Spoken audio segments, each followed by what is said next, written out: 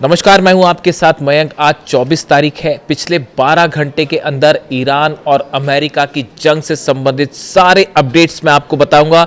और एक बार फिर जैसे अंदेशा था, अमेरिका की तरफ से ईरान के ऊपर बड़ी स्ट्राइक की है और ईरान ने इसका बदला लेना भी शुरू कर दिया है। सबसे पहले आपको बताते हैं बीती रात कहां कहां हमले हुए।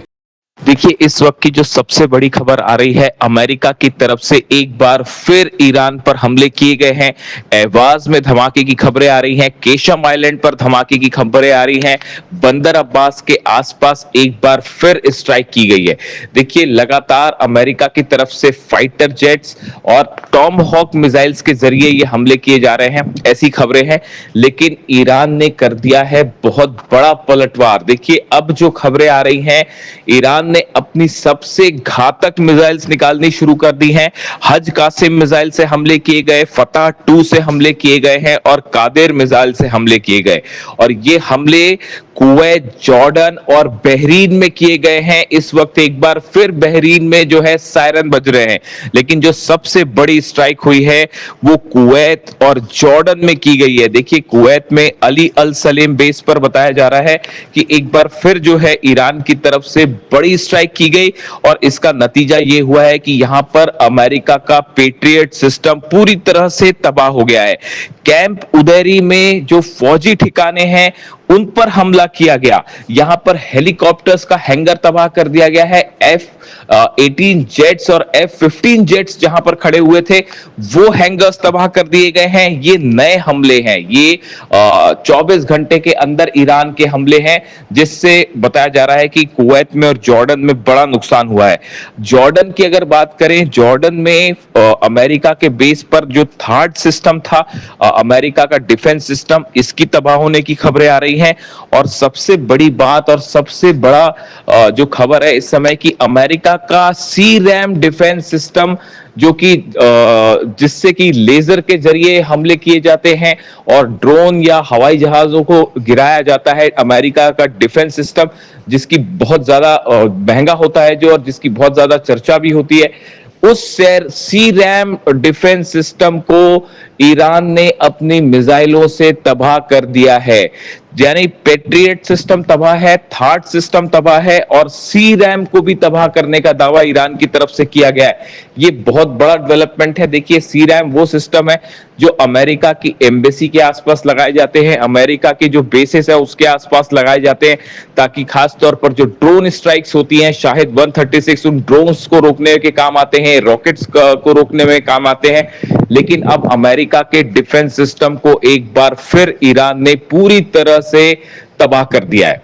इसके अलावा देखिए, एक बड़ा डेवलपमेंट यह है, सऊदी को लेकर डोनाल्ड ट्रंप ने बड़ा यू टर्न ले लिया है।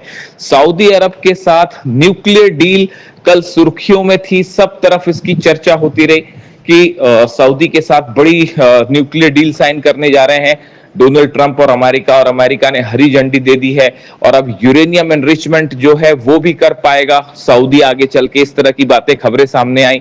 लेकिन सिर्फ 24 घंटे के अंदर डोनाल्ड ट्रंप ने एक बार फिर पलटी मार ली है और डोनाल्ड ट्रंप ने कहा कि अगर सऊदी अब्राहम एकॉर्ड साइन करेगा उसके बाद ही ये न्यूक्लियर डील होगी। यानी देखिए, डोनाल्ड ट्रंप एक बार फिर अपने बयान से पलट गए और इस बार सऊदी निशाने पर है। सऊदी को लेकर जिस तरह से बातें सामने आई कि सऊदी के साथ यूरेनियम को लेकर डील होगी और यूरेनियम एनरिचमेंट कर पाएगा सऊदी, इसके बाद जो है इजराइल की तरफ से खासी नाराजगी देखने को मिल रही थी और ये कहा जा रहा था कि अब क्या इजराइल इस बात के लिए तैयार होगा। और इजराइल के कई नेताओं की तरफ से बयान आने लगे थे डोनाल्ड ट्रंप और इस डील के खिलाफ, जिसके 24 घंटे के अंदर डोनाल्ड ट्रंप ने यह कह दिया कि अगर सऊदी अरब अब्राहम एकॉर्ड साइन करेगा, अब्राहम एकॉर्ड के तहत इजराइल को के साथ रिश्ते मजबूत करेगा, तभी ये डील होगी। पहले इस तरह की कोई बात डोनाल्ड ट्रंप के साथ डोनाल्ड ट्रंप ने नहीं कही थी, लेकिन अब उन्होंने अपना स्टैंड बदल लिया है। वहीं दूसरी तरफ खबरें ये हैं कि रूस और अमेरिका दोनों ईरान को लेकर आमने सामने हैं। जिस तरह के आरोप पीट हेग्सेट ने, अमेरिका के रक्षा मंत्री ने लगाए, देखिए अमेरिका की तरफ से ये आरोप लगाए गए हैं रूस के ऊपर कि रूस ईरान को मिसाइल हमले करने में मदद कर रहा है, रडार सिस्टम प्रोवाइड कर रहा है, सैटेलाइट प्रोवाइड कर रहा है, और जो ड्रोन की एक्यूरेसी है वो रूस की मदद से है। इस तरह के आरोप अमेरिका की तरफ से लगाए गए। अब इसका जवाब रूस ने दिया है।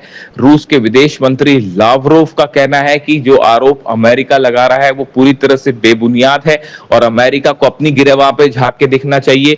यूक्रेन की तरफ से जो हमले रूस पर हो रहे हैं, दरअसल ये अमेरिका की मदद से हो रहे हैं। अमेरिका अपने सैटेलाइट प्रोवाइड कर रहा है, अपने हथियार और ड्रोन्स प्रोवाइड कर रहा है, उसके जरिए रूस पर हमले किए जा रहे हैं। इस तरह की बात अब रूस की तरफ से कही गई है, रूस के विदेश मंत्री की तरफ से कही गई है। वहीं पे ईरान के विदेश मंत्री अब्बास अराक्ची साहब ने एक बार फिर इस बात को साफ कर दिया है कि अगर ईरान के ऊपर हमले जारी रहते हैं तो आंख के बदले आंख और हाथ के बदले हाथ की तर्ज पर काम किया जाएगा, और जो हमले, जैसे हमले ईरान पर होंगे उसी तरह हमलों का जवाब दिया जाएगा। दूसरी तरफ डोनाल्ड ट्रंप ने एक बार फिर बयान दिया है। डोनाल्ड ट्रंप ने कहा है कि ईरान के परमाणु ठिकानों पर बड़ा हमला हो सकता है। इस तरह का ईरान पर बड़ी स्ट्राइक करने का प्लान जो है वो डोनाल्ड ट्रंप कह रहे हैं। पिकेक्स माउंटेन को लेकर उनका बयान है, जिसके बाद ये माना जा रहा है कि अगले चंद घंटों के अंदर अमेरिका की तरफ से ईरान के पिकेक्स माउंटेन पर हमला हो सकता है। वो ठिकाना जहां पर ईरान के ऊपर आरोप लगते हैं कि जमीन के कई फीट नीचे जो है न्यूक्लियर प्रोग्राम चल रहा है, न्यूक्लियर बेस है, उस पर हमले की कोशिश हो सकती है।